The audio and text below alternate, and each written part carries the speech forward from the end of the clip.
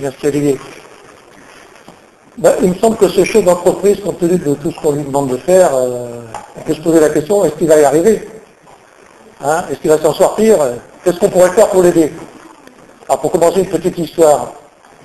Ça se passe dans le Grand Nord canadien, et il y a un trappeur qui est là, qui a bientôt fini de relever ses pièges, arrive l'heure de midi, et dit qu'il faudrait quand même que je m'arrête pour faire mon déjeuner, et puis il aperçoit dans le lointain une clairière ensoleillée, il dit tiens, ça va être le bon endroit. Donc il s'en approche, et puis au fur et à mesure qu'il avance, il entend des bruits, et puis il repère assez vite qu'il y a un bûcheron qui est là en train d'abattre des arbres. Alors tout en marchant, il l'observe, et puis il se dit quand même, ce bûcheron il tape fort, mais les arbres ils tombent pas souvent. Alors il finit d'arriver jusqu'à côté du bûcheron, et puis il l'interrompt, et lui dit dites-moi mon brave, vous ne pourriez pas vous arrêter pour affûter votre hache, j'ai l'impression qu'elle était moussée. Et l'autre se retourne en lui disant mais vous croyez que j'ai le temps avec tous les arbres que j'ai à abattre? Donc on voit bien qu'il y a quand même des actions qui sont différentes par rapport au résultat, qu'affûter sa hache, c'est pas la même chose que de continuer d'abattre les arbres. Alors moi j'ai bâti un schéma que je propose à travers des séminaires. Qu'est-ce qu'on voit sur ce schéma? Vous avez un levier avec sur la gauche les résultats que vous cherchez à atteindre. Donc les résultats, ce n'est pas forcément des résultats seulement opérationnels symbolisés par des euros, mais dans votre activité, c'est aussi de l'énergie et des émotions. On ne travaille pas que pour gagner de l'argent. Et pourquoi pas également aller plus loin pour réaliser vos rêves. Sur la partie droite, c'est ce que vous allez mettre en place pour y arriver. Et vous voyez bien que près de l'axe, il y a un gros pavé qui s'appelle votre quotidien. Et votre quotidien, c'est ce qui va vous prendre 80 à 90% de votre temps. Mais ce n'est pas pour autant que c'est ce qui va vous faire le plus avancer. Un peu plus loin sur votre bras de levier, vous mettez en place tout ce qui va concourir à la définition de vos plans, vos objectifs, vos buts, la stratégie. Ça va vous demander un effort moins important en termes de charge, mais peut-être plus difficile à clarifier. Et puis encore plus loin, ça c'est un petit peu moins connu, il y a tout ce qui va concourir à mieux vous connaître, quelles sont vos valeurs, quels sont mes principes de fonctionnement, etc. Ça c'est encore un effort qui sera beaucoup moins important en termes de quantité de travail, mais qui va vous prendre peut-être plus de temps, que vous aurez besoin de travailler pour savoir comment vous fonctionnez. Par exemple, au niveau génie valeur, connaissance de soi, en ce qui me concerne, ma liberté personnelle est importante, puisqu'en fait, c'est celle qui a guidé le fait que je me mette à mon compte, qui a guidé un certain nombre de choix que j'ai fait également dans mon fonctionnement. Par exemple, également, la responsabilité individuelle. Le respect des engagements qu'on prend. Ça veut dire que si je prends des engagements, je vais être capable de les tenir. Donc on voit bien qu'effectivement, il ne faut pas agir tout le temps de la même façon. Ce qui est également important, c'est de savoir est-ce que mon quotidien répond à faire avancer mes objectifs? Est-ce que mes objectifs correspondent à mes valeurs? Si ce n'est pas le cas, vous allez être en incohérence. Et comme on dit, il vaut mieux mettre en accord ses actes avec ses principes. Donc effectivement, ce qu'on voit, ça ne sert à rien de travailler beaucoup si c'est pour faire plus du quotidien. J'ai revu une personne qui avait assisté à mon séminaire, et puis elle était toute fière de me montrer qu'avec son BlackBerry, elle avait pu passer 15 mails dans le train. Avec 15 mails dans le train, on s'était déplacé un petit peu à l'intérieur du pavé du quotidien, mais c'était encore plus de la même chose. Donc j'ai dit attention, il faudra retravailler les objectifs. Les objectifs, on en a parlé tout à l'heure, c'est votre business plan, la stratégie, etc. Alors là, ça c'est au niveau de la personne, au niveau de l'individu, donc ça c'est ce que je préconise à travers la méthode, mais on peut transposer le schéma au niveau de l'entreprise. Bon, ça c'est un schéma classique qu'on trouve pour une entreprise. Effectivement, le gros des troupes, il est sur l'opérationnel. Et puis au fur et à mesure qu'on remonte, on va trouver des gens qui font du commercial, du marketing, et le patron, alors quand l'entreprise s'est déjà beaucoup développée, le patron, son job c'est de s'occuper de la stratégie, et ce qu'on appelle le cadre de référence, c'est plutôt les valeurs de l'entreprise. Bien évidemment, si vous démarrez et si vous êtes créateur, vous allez devoir tout faire. Mais il faut savoir à quel moment je me situe. Bon, actuellement, il faut mettre l'accent peut-être sur le commercial. Je ne suis plus qu'à dire, effectivement, c'est bien d'avoir un business plan, mais l'important c'est d'avoir des clients. Donc, allez les chercher. Autre transposition du schéma, le sport. On retrouve des choses qui sont similaires. On peut être très fort en technique, faire de la musculation, de la diététique, et ça ne suffit pas. Il faut faire de la technique, la qualité du geste si vous faites du tennis ou la conduite de vos skis. Et puis plus loin, la technique, c'est savoir identifier vos points forts et ceux de l'adversaire ainsi que les points faibles, et à partir de là, adapter le jeu. Et puis le mental, si vous écoutez les interviews des sportifs, vous verrez que tous ils disent que c'est ça qui fait la différence. Donc on voit que c'est un schéma un petit peu transposable à différentes choses, on peut le transposer encore à d'autres domaines. Par rapport au sport, et on comparait à l'entreprise, je dirais que dans l'entreprise, il n'y a pas de médaille d'argent. Hein, si vous faites du commercial, vous gagnez ou vous perdez l'affaire. Donc l'entreprise est quand même beaucoup plus exigeante. Pardon. Là, on a cherché à répondre à la question où agir. Alors, j'ai essayé de répondre à la question quoi faire. Quoi faire? Alors, j'ai dit effectivement une approche un petit peu peut-être perturbante, rechercher des difficultés. Alors, pour rester dans le sport, j'ai mis un cycliste, et dans les cours cyclistes, où fait-on la différence? Ah, à l'arrivée, c'est vrai aussi, mais c'est aussi dans les côtes. C'est dans les côtes qu'on fait la différence. Alors je vais vous donner quand même ce qu'en disent de 4 personnes. Donc Donald Trump, qui est un milliardaire américain dans l'immobilier, il explique qu'il recherche les appels d'offres les plus compliqués. Parce que c'est ceux où il y aura moins de concurrents, et c'est ceux où il y aura plus de marge. Bill Gates organise, il le cite dans son livre Le travail à la vitesse de la pensée, il organise régulièrement des réunions de problèmes difficiles.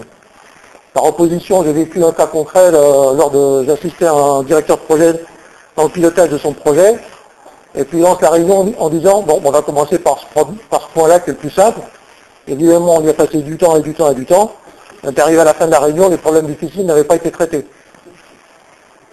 Yannick Noah, donc vous connaissez tous, écrit dans son livre, le sportif, quand arrive la fin de l'entraînement, il rentre au vestiaire, le champion, il continue.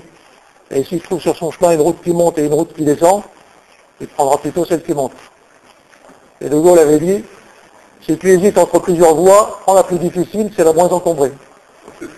Donc déjà, ça peut vous donner des idées pour choisir là où vous devez aller. Alors effectivement, vous pouvez l'appliquer au choix de votre activité, à la stratégie, mais vous pouvez l'appliquer au quotidien. Quelle est la tâche que je dois faire maintenant qui est la plus difficile? Si vous choisissez la tâche la plus difficile, que vous avez peut-être déjà repensé de jour en jour, c'est peut-être celle également qui est la plus importante, qui vous apportera le plus de résultats. Lors du jour de réunion, je viens de citer un exemple. Là, on a répondu à la question quoi faire, mais on peut également apporter une autre réponse. Alors, je cite l'histoire de Jean Monnet, qui, comme vous le savez peut-être, a été un des pères fondateurs de l'Europe. Raconte que lorsqu'il s'est trouvé lors d'une réunion pendant la Deuxième Guerre mondiale à la Maison Blanche, il y avait une réunion avec le président des États-Unis, l'état-major des armées, et puis les industriels de l'armement. Et puis on était là à se poser des questions, et combien va-t-on pouvoir faire de bateaux, combien va-t-on pouvoir faire d'avions, et la réunion n'avançait pas. Alors finalement, Monnet s'est tourné vers le président, il lui a dit, Monsieur le Président, quel est l'objectif? Et le président lui a dit, gagner la guerre. Après, il s'est tourné vers les militaires, il leur a demandé, Messieurs les militaires, combien vous de chars, de bateaux, d'avions, de sous-marins pour gagner la guerre? Ils ont dit tant de milliers, messieurs les industriels, vous voyez ce qu'il reste à faire. Si on ne fait pas ça, on ne va pas y arriver. Donc c'est important de mettre en place d'abord les objectifs et ensuite d'appliquer les moyens correspondant à vos objectifs. Donc j'ai mis attention aux financiers parce qu'effectivement la vision du financier, notamment dans les entreprises, est contradictoire avec celle de l'entrepreneur. Le financier va vous dire ce qui est possible, et l'entrepreneur, lui, il sait ce qu'il veut faire et là où il veut aller, ce qu'il a envie de faire. Alors je vais vous donner 2 exemples concrets et terre à terre. Je me suis trouvé également en tant que consultant à faire du redressement de projet sur un projet de 150 millions d'euros. J'étais avec un confrère et les gens étaient organisés dans des bâtiments qui étaient une ancienne usine, donc à plat. Et le projet, bien sûr, on n'avait pas une heure à perdre. Donc on pose la question triviale. Bien sûr, tous les chefs de groupe ont des téléphones portables. On a demandé, mais on ne les a pas encore eus, mais vous allez les avoir. Non, ça fait longtemps, on a demandé. Bon, voulez-vous qu'on pose la question vendredi? Tous les vendredis, on avait réunion avec la direction générale. Voulez-vous qu'on pose la question? Alors tout le monde avait honte quand même de poser une question aussi terre à terre. Bon, le métier de consultant était également là pour trouver des abcès. On a posé la question. Le directeur général a bondi en se demandant pourquoi ça n'avait pas été fait. Donc d'un côté, les gens n'osaient plus poser les questions, et de l'autre, le directeur général croyait que c'était fait. La question a été résolue. Mais ça veut dire qu'il y avait quand même une couche de gens qui ont fait blocage quelque part. 2 ans après, je me suis retrouvé en solo cette fois dans un autre projet. Et je repose la question triviale, bien sûr, tous les chefs de groupe ont des téléphones portables. Le directeur de projet qui avait compris, qui savait que son projet n'avait pas une heure à perdre, il a tout de suite envoyé un mail à tous les responsables hiérarchiques de ce responsable de groupe, équipez-les de téléphones portables. Que croyez-vous qu'il est arrivé? Il y a un contrôleur de gestion qui a bloqué l'attribution d'un téléphone portable à un responsable de groupe. Alors, les gens, comme ils sont quand même pas idiots au niveau du terrain, ils sont rangés avec les téléphones privés et les téléphones professionnels. Mais ça montre qu'il y a un contrôleur de gestion qui n'avait pas vu l'objectif. Son objectif, c'était un objectif de dépense, alors qu'il y avait un objectif beaucoup plus grand, qui était un objectif de réussite de projet, un objectif d'entreprise. Donc attention de ne pas se tromper quand on met en place les moyens. Également un autre cas qui joue dans le pilotage de projet, j'avais assisté à une présentation d'outils, de planning, et puis il y avait une jeune ingénieure de présentation de produits qui disait, ben voilà, on rentre la logique, on rentre les ressources, et on voit quand le projet se termine. Donc tout le monde a bondi dans la salle en disant, ah non, c'est pas comme ça, un projet, on a d'abord des délais qui nous sont imposés, et on met les ressources en fonction des délais justement qu'on veut tenir. Voilà, on a répondu aux questions quoi faire. Alors une autre qui est à la fois quoi et comment faire, on l'a vu, c'est de répondre, clarifier vos objectifs. C'était le pavé numéro 2 dans le schéma sur le bras de levier.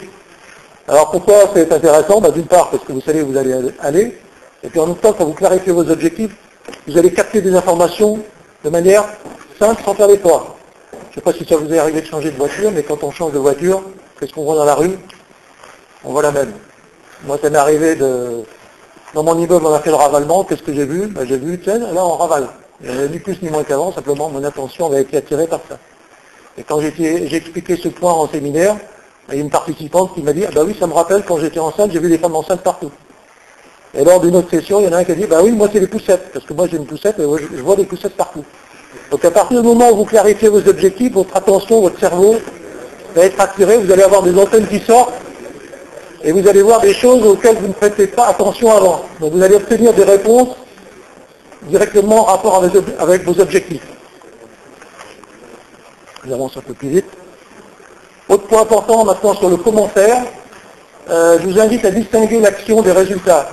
Pourquoi? Parce que notamment en commercial, vous êtes maître de vos actions, mais pas des résultats. Les résultats, ils vont dépendre des concurrents, des clients. Si vous êtes trop obnubilé par vos résultats, vous risquez de vous démotiver. En étant concentré sur les actions, vous devez vous poser d'abord la question, est-ce que j'ai fait tout ce qui était en mon possible? Est-ce que je pouvais encore faire quelque chose? Personnellement, les conduits de négociation comme ça pour revaloriser mon tarif chez un client, j'ai vraiment fait tout ce qu'il fallait, j'ai consacré 2 jours et j'ai gagné la négociation. Donc n'oubliez pas de vous poser la question, puis-je faire autre chose? Ça arrivera ou ça n'arrivera pas, mais moi vous n'aurez rien à vous reprocher. Alors comment faire également? Une méthode pour avoir des raccourcis, c'est d'adopter un modèle. Donc vous connaissez tous le style du sauteur que vous voyez, c'est le Fosbury Flop.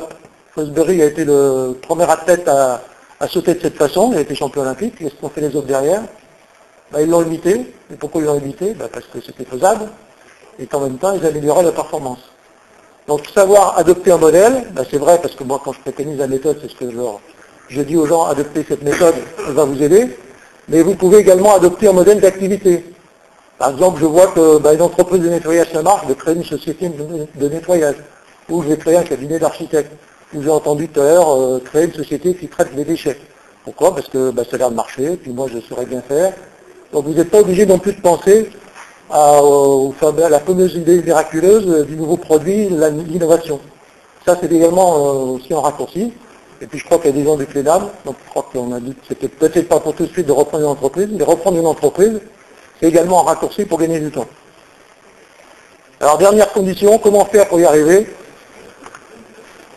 Alors, il faut d'abord, que ce soit n'importe quoi d'abord, il y a 4 conditions à remplir, c'est d'abord d'avoir un profond désir. Je crois que quelqu'un a dit tout à l'heure, est-ce que vous avez la graine d'entrepreneur? Peut-être que si vous êtes là, effectivement, je crois que c'est ça, vous disiez ça. C'est qu'il y a déjà quelque chose qui vibre au fond de vous. Je n'ai pas dit, mais sur le dernier pavé, sur mon bras de levier, est-ce que ça vibre au fond de vous? Qu'est-ce qui vous fait vibrer? Qu'est-ce qui vous fait avancer? Deuxièmement, il faut croire que c'est possible. Bon, vous avez vu que Fosbury, c'est possible, puisque vous le faisiez déjà, d'autres l'ont fait. Ensuite, il faut vous donner les moyens. Pour se la monnaie, pour gagner la guerre, il faut se donner les moyens. Et ensuite, il faut passer à l'action pour le faire. Moi, en 91, je me suis acheté un ordinateur et j'ai dit, moi, je vais apprendre à taper, c'est impossible de ne pas savoir taper au style de l'informatique, à l'heure de l'informatique. J'avais un désir très profond. En plus, j'avais été pénalisé par un secrétariat qui ne sortait pas des documents en temps voulu. Je me suis dit, est-ce que c'est possible? Il y a des tas de gens qui le font. Bon, bah, je vais voir s'il n'y a pas un logiciel pour apprendre à taper. Je me suis donné les moyens et je m'y suis mis. J'ai consacré 1 heure par jour pendant 7 jours et c'était fini. Je peux vous garantir, j'avais parlé avec tas de gens, je connais personne qui ait fait parce qu'ils n'avaient pas les 4 conditions. Pour arriver à faire quelque chose, il faut avoir les 4. Je pense que le désir est d'abord la première des conditions.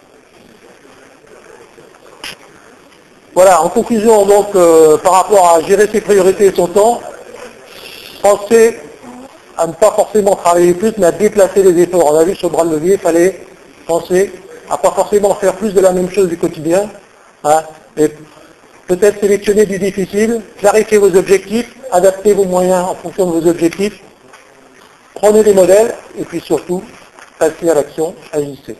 Je vous remercie.